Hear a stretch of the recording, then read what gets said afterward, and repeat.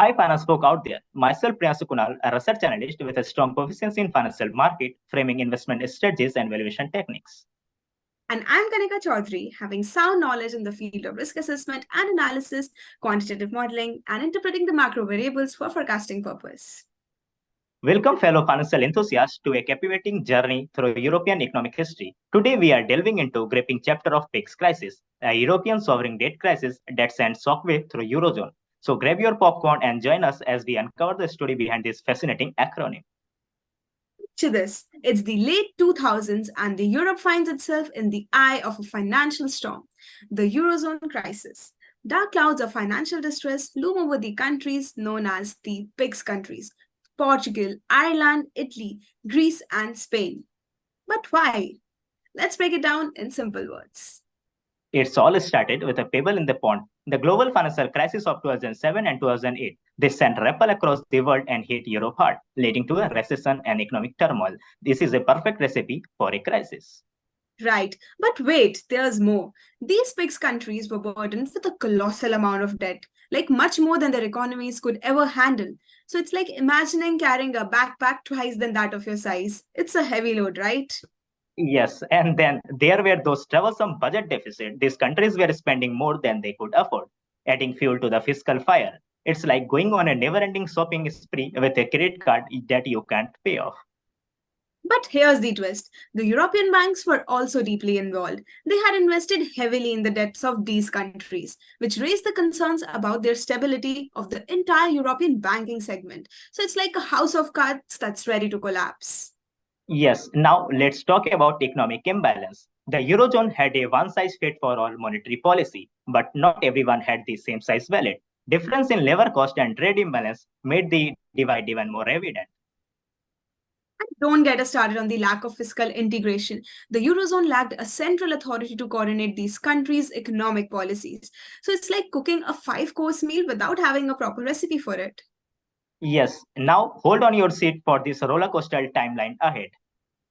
In 2009, Greece dropped a bombshell, revealing a massive budget deficit, marking the start of the crisis. Then in 2010, the European Union and International Monetary Fund step in with financial assistance for Greece, followed by Ireland and Portugal. And in 2011, the crisis had spread to bigger economies like Italy and Spain, forcing the European Central Bank to intervene. In 2012, the European Stability Mechanism, which is also known as ESM, was established, and Greece went through a debt restructure that left bondholders with substantial losses.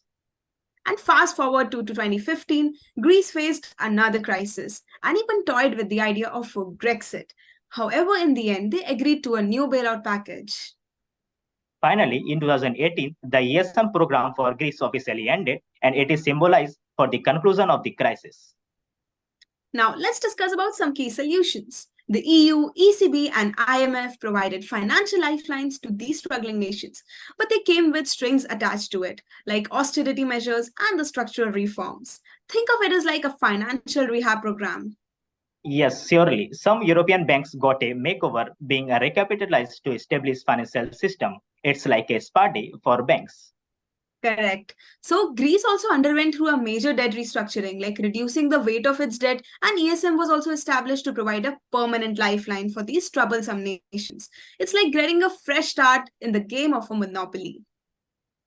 The EU introduced a stronger rule on financial discipline and kept a closer eye on national budget. It's like having a responsible financial advisor.